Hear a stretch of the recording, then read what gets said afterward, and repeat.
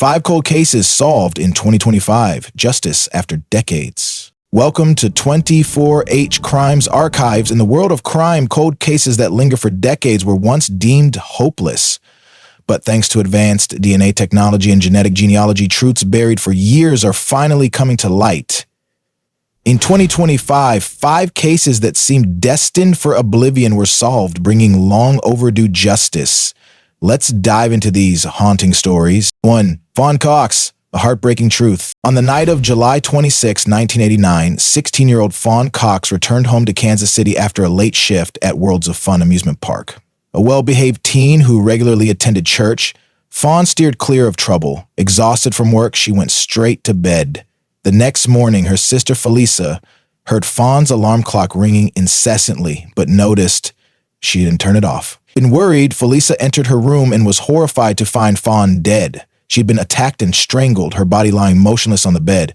The bedroom window was wide open, suggesting the killer had entered with careful planning and familiarity with the house. The loud air conditioner drowned out any unusual sounds. The family recalled their dog barking frantically that night, but they dismissed it, thinking it was due to the dog's pregnancy. Police determined the attack was targeted, with Fawn as the intended victim. 3 teenagers were suspected and even arrested, with 1 detained for 8 months. However, due to insufficient evidence, charges were dropped, leaving the case unsolved. Crime Stoppers offered a $10,000 0 reward and put up billboards with Fawn's image, appealing for information, but no new leads emerged. Sergeant Benjamin Caldwell, who led the investigation, believed the killer might be deceased or had not reoffended, a rarity in murder cases.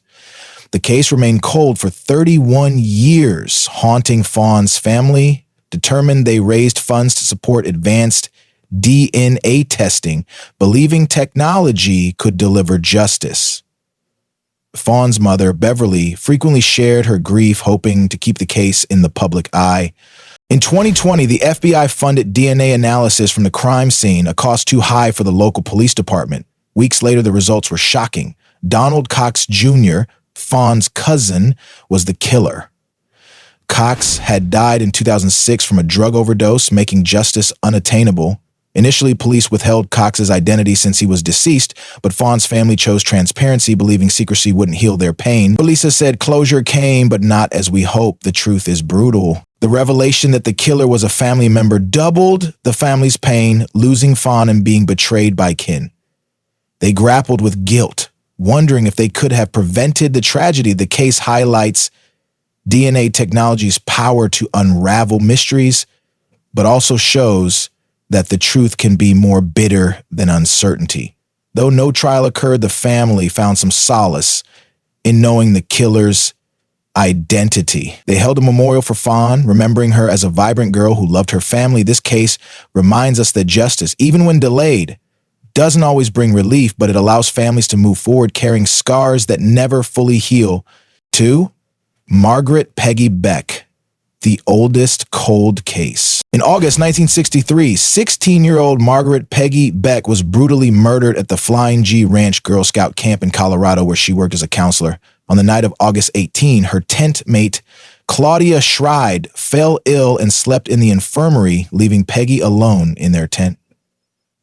A common occurrence at camp, but it proved fatal. The next morning, Claudia returned to find Peggy motionless in her sleeping bag, her neck covered in bruises, evidence of a vicious strangulation. The killer had zipped up the sleeping bag before leaving, a chilling act suggesting a calculated crime. Camp leaders, assuming Peggy died of natural causes, inadvertently cleaned the crime scene before police arrived, destroying critical evidence. Skin cells under Peggy's nails showed she fought back fiercely, but 1963 technology couldn't analyze DNA. A man with scratches on his face was questioned, but cleared.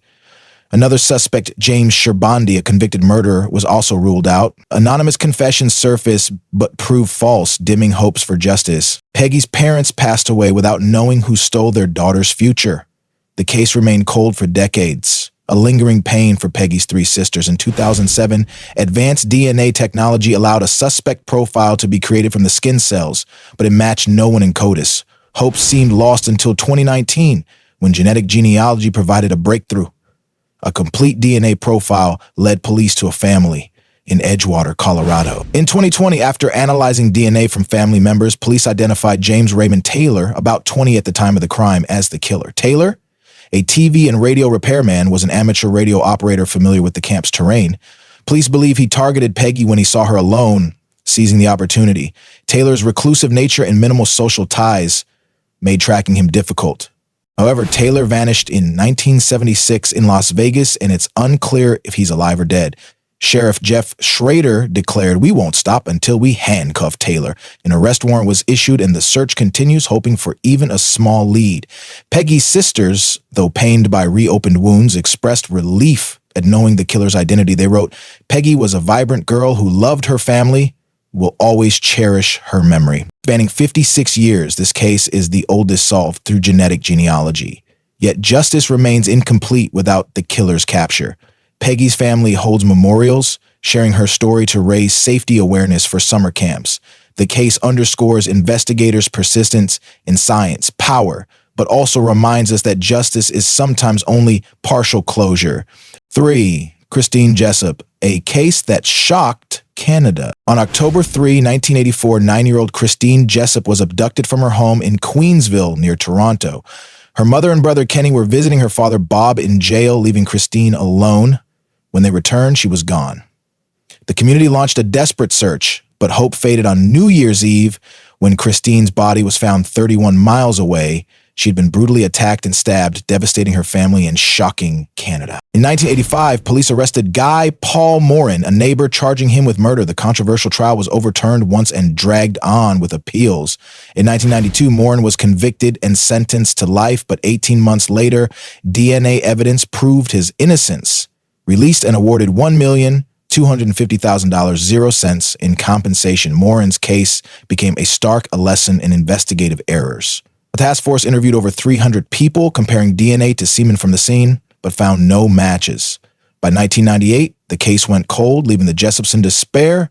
In 2020, genetic genealogy brought a breakthrough. Semen samples were sent to Othram Incorporated, creating a detailed DNA profile compared on GEDmatch and Family Tree DNA.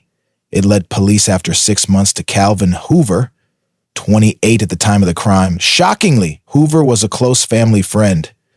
Kinney recalled Hoover joining the search for Christine, attending her funeral, and visiting their home during a memorial. Hoover's wife, Heather, had worked with Christine's father, making the truth even more painful. Hoover died by suicide in 2015, rendering full justice impossible. The Jessups felt relief knowing the killer's identity, but were heartbroken by unanswered questions about motive. Detective Steve Smith said the investigation continues, examining Hoover's activities and potential links to other crimes. Hoover's family, including Heather, cooperated with police, stunned by the revelation. Morin said, "I'm glad the Jessups have closure. It's what I always wanted for them." In this case, showcases DNA technology's power, but also highlights that justice can arrive too late.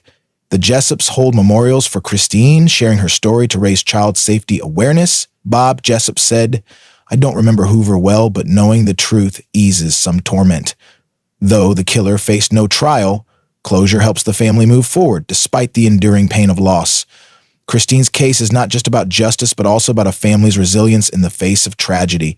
Or Carla Jan Walker, Texas's oldest cold case. On the night of February 16, 1974, 17-year-old Carla Jan Walker, a popular cheerleader in Fort Worth, Texas, attended a Valentine's dance with her boyfriend, Rodney McCoy. The couple left early, heading to a bowling alley parking lot for privacy. During an intimate moment, a stranger opened their car door, dragged Carla out, and threatened Rodney with a gun. Carla screamed, "I'll go with you, just don't shoot him." The assailant knocked Rodney unconscious. When he awoke, Carla was gone, leaving terror in her wake. 3 days later, Carla's body was found in a ditch near Lake Benbrook. She had been tortured, injected with morphine, and strangled. Police found a .22 Ruger magazine at the scene, but lacked evidence to identify the killer. Glenn Samuel McCurley, who lived less than a mile from the bowling alley, became a suspect due to purchasing matching ammunition and a prior car theft conviction. He claimed his gun was stolen, and with no solid evidence, police let him go. As the case stalled, despite DNA collected from Carla's body, 1970S technology couldn't analyze it. Carla's family, especially her brother Jim, relentlessly sought justice, holding memorials to keep the case alive. In 2019, a letter about the case went viral on social media, reigniting hope. DNA from Carlos Brawl was sent to Othram Incorporated, creating a detailed suspect profile. GEDmatch narrowed it to 3 McCurley brothers. In 2020, police collected trash from Glenn Samuel McCurley's home, now 77. DNA from the trash matched the crime scene perfectly, confirming him as the killer. McCurley was arrested, charged with capital murder, and held on $100,000 0 cents bail. From jail, he offered a dubious story. He rescued Carla from Rodney, whom he accused of abusing her, and killed her after misinterpreting her actions. His confession raised doubts, with details awaited at his 2021 trial. Jim Walker said, after 46 years, we have a name and are moving toward justice. The family expressed empathy for McCurley's family, but yearned for full justice. Carla's case proves the persistence of family and DNA technology's power, yet McCurley's contradictory claims leave questions. Police continue investigating his life to uncover the true motive. The Walkers hold memorials sharing Carla's story to promote safety, hoping for complete answers at trial. 5. Christopher Alvin Daly, the most unusual case. On April 26, 1995, 26-year-old Christopher Alvin Daly was murdered in Huntsville, Alabama. 2 teenagers found his body near an abandoned logging road, a bullet through his head. Nearby, his 1983 brown Toyota Tercel was partially submerged in the Tennessee River. A large rock tied to the accelerator as if someone deliberately sank it. Inside, police found his wallet and papers confirming his identity. Christopher had vanished after a staff meeting at the Huntsville Hilton, where he worked as a server. The initial investigation faced severe challenges: no surveillance, no phone data, no witnesses. Sergeant John Bradford called it a true mystery. Despite repeated reviews, no leads emerged. With no suspects or motive, the case went cold for 25 years. Christopher's family lived in anguish with little hope of answers. On November 18th, 2020, Detective Sean McAdam received an unexpected call from Johnny Dwight Whited, 53, who said, "I want to confess to a murder from the 1980s. Skeptical, McAdam tested Whited with details only the killer would know, and Whited answered accurately. To confirm, Whited led police to the crime scene, pinpointing where the body was found and the car submerged, reenacting how the Toyota slid into the river with the rock on the accelerator. These details, known only from investigative reports, convinced McAdam that Whited was the killer. Whited, 28 at the time of the crime, expressed deep remorse.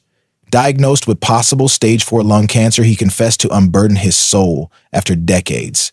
Charged with murder and held on $15,000 0 cents bail, Whited awaited trial in 2021.